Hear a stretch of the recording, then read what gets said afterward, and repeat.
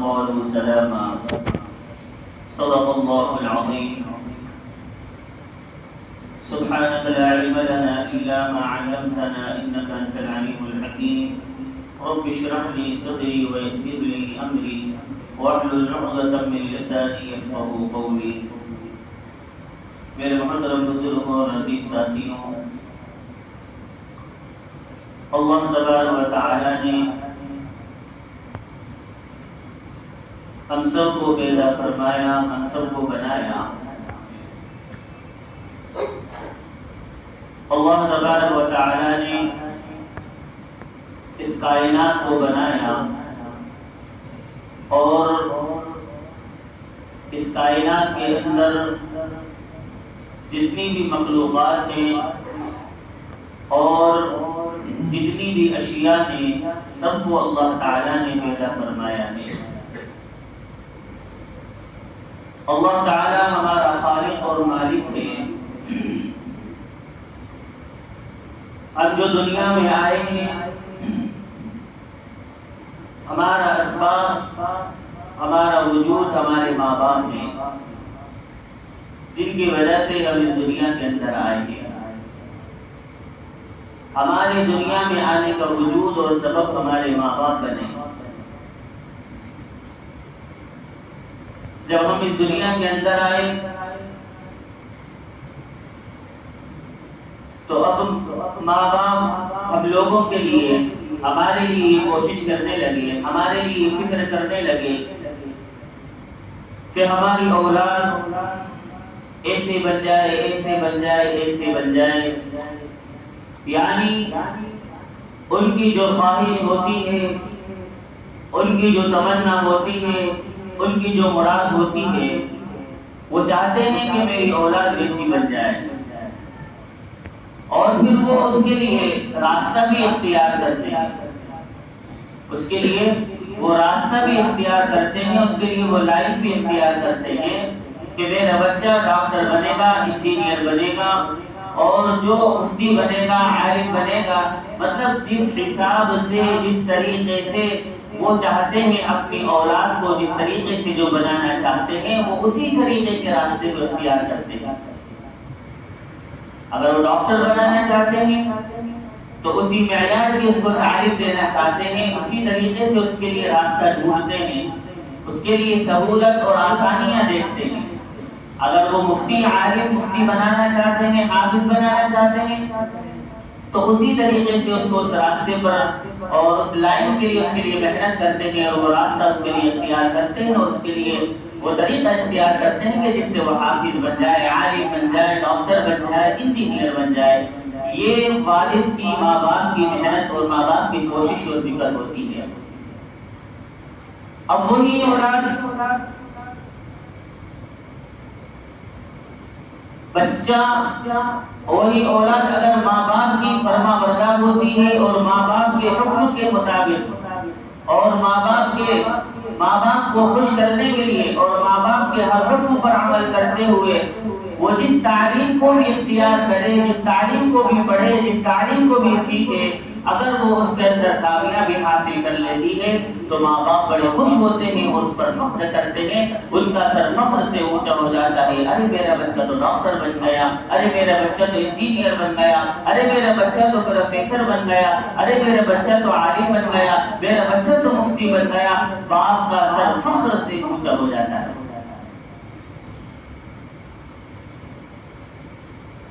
یہ کب ہوتا ہے؟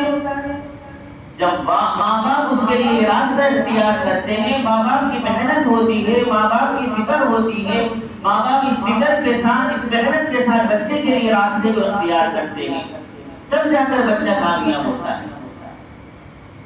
اور اگر وہی بچہ ماں باپ کی محنتوں کے بعد اگر وہ نافرمان بن جائے، وہ غلط راستہ اختیار کر لے، غلط طریقہ اختیار کر لے، غلط راہ ہموار کر لے، تو پھر کیا ہوتا ہے؟ وہی ماں باپ اس سے ناراض ہو جاتے ہیں. یہاں تک کہ ایک وقت ایسا آتا ہے ماں باپ اس سے اپنا تعلق ہی ختم کر دیتے ہیں. ماں باپ اس سے اپنا تعلق ختم کر دیتے اور کہتے ہیں کہ اب اس سے میرا کوئی تعلق نہیں، کوئی لینا دینا نہیں، یہ میری اولاد ہی نہیں، یہاں تک کہ یہ کہہ دیتے ہیں. اسی طریقے سے میرے محترم بزرگوں اور عزیز ساتھیوں، میرا اللہ بھی ہم سے کچھ چاہتا ہے، میرا اللہ بھی ہم سے چاہتا ہے کہ بندہ کس طریقے سے اپنی زندگی کو گزارے۔ اللہ نے ہمارے لیے راستے اختیار کر دیے ہیں، اچھا راستہ بھی ہے، برا راستہ بھی ہے۔ اللہ نے ہمارے لیے ہر چیز کی سہولت دے دی، اللہ نے دنیا کے اندر ساری نعمتیں دے دی، اللہ نے ہمیں راستے بھی بتلا دیے۔ اچھائی کی طرف جاؤ گے تو تمہارے لیے کامیابی ہے، اور اگر برائی کی طرف جاؤ گے تو تمہارے لیے خسارہ ہے، بربادی ہے۔ اور جب بندہ اچھے اعمال کرتا ہے، نیک اعمال کرتا ہے، تو جس طریقے سے بچہ جب کامیاب ہوتا ہے تو ماں باپ فخر کرتے ہیں اس کے اوپر، اسی طریقے سے بھی اللہ بھی بندے کے اوپر فخر کرتا ہے۔ دیکھو جی میرا بندہ نیک اعمال کر رہا ہے، مجھ سے ڈر رہا ہے، میری عبادت کر رہا ہے، مجھے یاد کر رہا ہے، میرا ذکر کر رہا ہے، میری تلاوت کر رہا ہے، ہر حال میں اللہ سے ڈر رہا ہے، ہر حال میں مجھے پکار رہا ہے۔ اللہ تبارک و تعالی فخر سے فرشتوں سے فرماتے ہیں، اس کا تذکرہ آسمانوں میں ہونے لگ جاتا ہے، اس بندے کا تذکرہ آسمانوں میں ہونے لگ جاتا ہے۔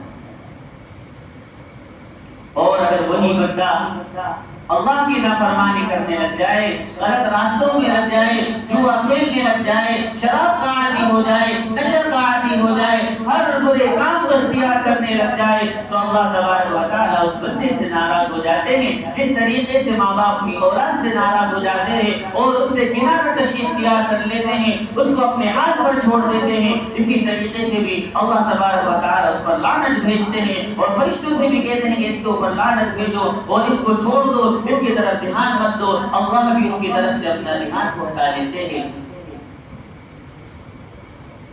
اور ایسا بندہ دنیا کے اندر بھی ناکامیاب ہوتا ہے اور آخرت کے اندر بھی ناکام ہوتا ہے۔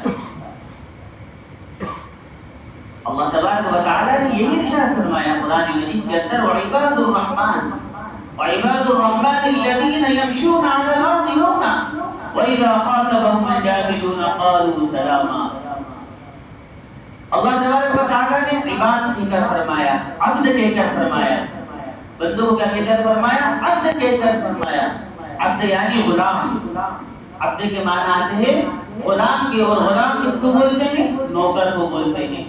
آپ نے نوکر کو دیکھا ہوگا کہ نوکر اپنے مالک کی ہر بات پہ کبھی انکار نہیں کرتا، ہر بات کا انکار کرتا ہے، مالک کی ہر بات کو مانتا ہے۔ مالک کہتا ہے تو دروازے پر چوکیداری کر، تو وہ کہتا ہے جی حضور۔ وہ کہتا ہے کہ تو بچوں کو اسکول چھوڑ کر آ جا، تو وہ کہتا ہے جی حضور۔ وہ کہتا ہے گاڑی کو صاف کر دے، تو نوکر کہتا ہے جی حضور۔ مطلب مالک کی ایک بات کا بھی انکار نہیں کر سکتا۔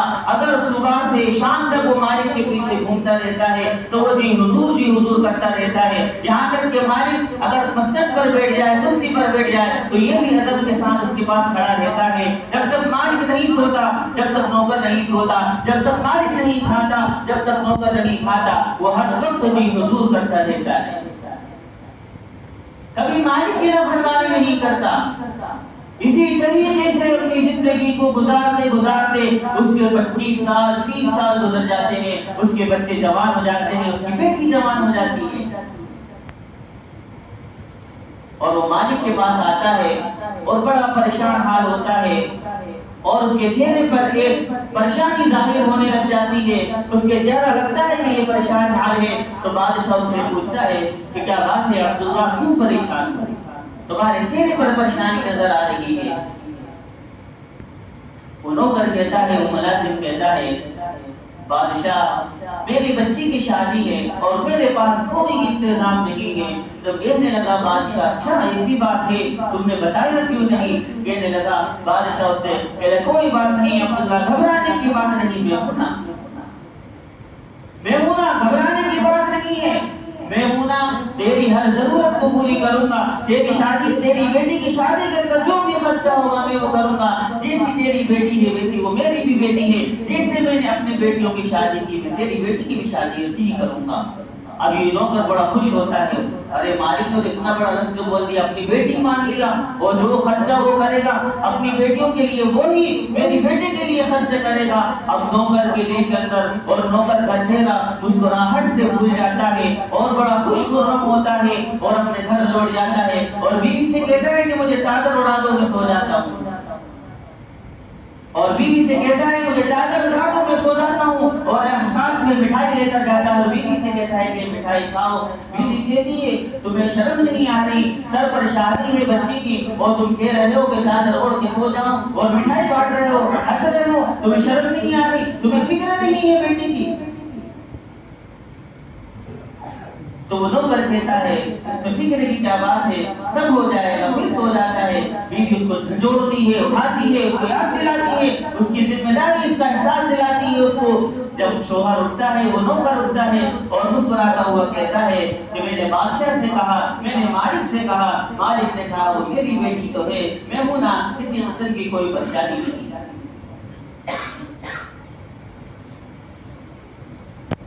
اب بیوی بھی خوش ہو جاتی ہے، بیوی شکرانے کی نماز ادا کرتی ہے، اللہ کا شکریہ ادا کرتی ہے کہ بادشاہ نے ایسا کہا، مالک نے ایسا کہا کہ وہ میری بیٹی، میں تو ہوں نا، ہر ضرورت پوری کروں گا، اس کی شادی میں کروں گا۔ تو بیوی کے چہرے پر بھی خوشی ظاہر ہونے لگ جاتی ہے اور وہ خوشی کے مارے سجدے میں گر جاتی ہے۔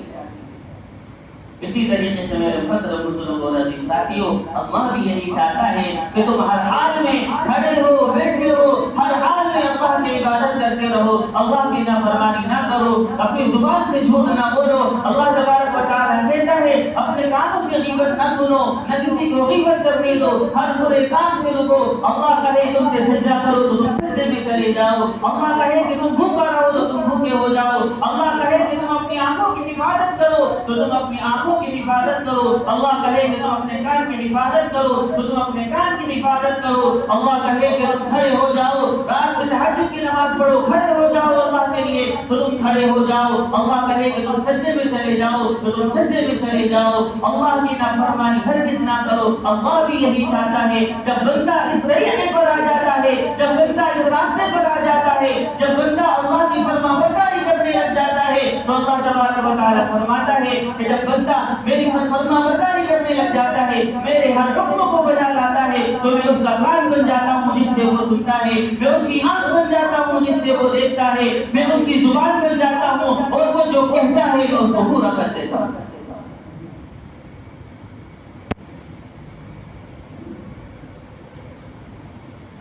ہاں میرے دوستوں، میرے بھائیوں اور بزرگوں، اس بات کو غور سے سنو اور اپنے دل کے اندر بٹھا دو۔ جس طریقے سے ایک نوکر اپنے بادشاہ کی، اپنی مالک کی غلامی کرتے نہیں تھکتا، اسی طریقے سے 24 گھنٹے کے اندر ہم بھی اللہ تبارک و تعالیٰ کے غلام ہیں۔ جبھی اللہ تبارک و تعالیٰ نے کہا ہے وعباد الرحمن کہ ہم اللہ کے نوکر ہیں، اللہ کے غلام ہیں۔ اگر ہم کھڑے بھی ہیں تو اللہ کے حکم سے کھڑے ہو جائیں، اگر ہم بیٹھے ہیں تو اللہ کے حکم سے بیٹھ جائیں، اللہ کی کسی حال میں بھی ہم سے نافرمانی نہیں ہونی چاہیے، ہم سے کوئی گناہ سرزد نہیں ہونا چاہیے، ہمیں ہر حال میں اللہ کی فکر کرنی چاہیے، اللہ کا ڈر ہمارے اندر ہونا چاہیے، اللہ کا خوف ہمارے دل کے اندر ہونا چاہیے۔ جب ہمارے دل کے اندر، جب ہمارے اندر یہ چیز پیدا ہوگی تو اللہ تبارک و تعالیٰ بھی ہم سے راضی ہو جائے گا۔ پھر تمہارے اوپر کیسے ہی حالات آ جائیں، کیسی ہی مصیبت آ جائے، کیسی ہی پریشانی آ جائے، کسی بھی مصیبت کے اندر اگر آپ گرفتار ہو رہے ہو، کسی مصیبت کے اندر اگر آپ مبتلا ہو رہے ہو تو اللہ تبارک و تعالیٰ یہی کہے گا اے میرے بندے، تو کیوں خوف زدہ ہو رہا ہے، تو کیوں غمگین ہو رہا ہے، تو کیوں غمگین ہو رہا ہے، تو کیوں مایوس ہو رہا ہے؟ میں ہوں نا تیرے لیے، میں تیری ہر ضرورت کو پوری کروں گا، تیرے اوپر پریشانی نہیں آنے دوں گا، تیرے اوپر مصیبت نہیں آنے دوں گا۔ ہر حال میں اللہ تبارک و تعالیٰ ہم سے یہی کہے گا کہ میں ہوں نا۔ جس طریقے سے وہ بادشاہ نے اس کو دلاسا دیا کہ میں ہوں نا، اللہ تبارک و تعالیٰ ہمیں بھی دلاسا دے رہا ہے، اللہ ہمیں بھی کہہ رہا ہے کہ میں ہوں نا، تمہارے اوپر کوئی پریشانی نہیں آنے دوں گا، بشرطے کہ تم میں جس طریقے سے میں چاہتا ہوں ویسے تم بن جاؤ۔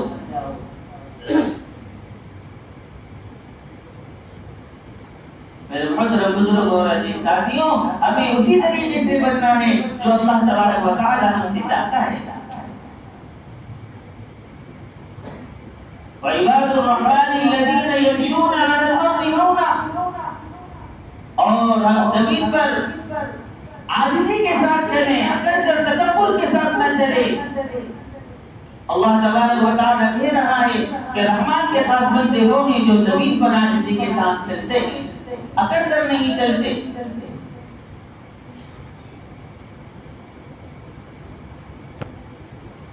میرے محترم بزرگوں اور عزیز ساتھیوں، ہمیں اللہ کی نافرمانی سے بچنا چاہیے۔ یہ دنیا ہے ختم ہو جائے گی، یہ دنیا ہے ختم ہو جائے گی۔ آج ہم ہیں کل نہیں ہوں گے۔ بہت سارے آئے چلے گئے، بڑے بڑے بادشاہ دنیا کے اندر آئے چلے گئے، بڑے بڑے ولی آئے چلے گئے، بڑے بڑے قطب ابدال آئے اس دنیا سے چلے گئے، لیکن میرے محترم بزرگوں اور عزیز ساتھیوں، ہمیں بھی جانا ہے، اللہ کے حضور پیش ہونا ہے، اللہ کے سامنے ہمیں کل میدان محشر کے اندر کھڑے ہونا ہے، ہمیں اپنے کیے کا حساب دینا ہے۔ ہم دنیا کے اندر کیسی زندگی گزار رہے ہیں؟ ہم ہر وقت اللہ کی نافرمانی میں اپنی زندگی کو گزار رہے ہیں۔ ہمارا ہر سیکنڈ ہر منٹ ہمارا برائیوں کے اندر گزر رہا ہے، غلط کاموں کے اندر گزر رہا ہے، سود بیاج کے اندر گزر رہا ہے، نشے کے اندر گزر رہا ہے۔ ہماری حالت اتنی خراب ہو چکی ہے کہ آج ہم ہر جگہ ذلیل و خوار ہو رہے ہیں۔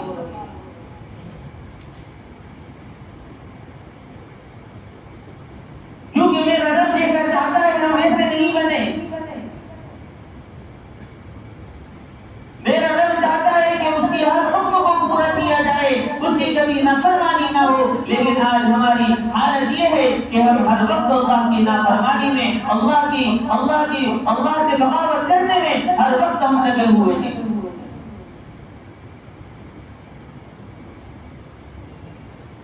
میرے محترم بزرگوں اور عزیز ساتھیوں، بڑے افسوس کی بات ہے، ہمیں سوچنا چاہیے، ہمیں فکر کرنی چاہیے اس چیز کی، لیکن ہمارے دلوں کے اندر کوئی اثر نہیں ہوتا، ہمیں کوئی فکر نہیں ہوتی، ہمیں آخرت کا کوئی فکر نہیں ہے۔ ہم اپنی زندگی من چاہیے زندگی گزار رہے ہیں، رب چاہیے زندگی نہیں گزار رہے۔ کتنا ہی بولو، کتنی ہی تقریریں ہم نے سن لی، کتنے ہی بیانات ہم نے سن لیے اور سنتے آ رہے ہیں اور سنتے رہیں گے، لیکن بالکل بھی ہمارے اندر کوئی فرق نظر نہیں آتا۔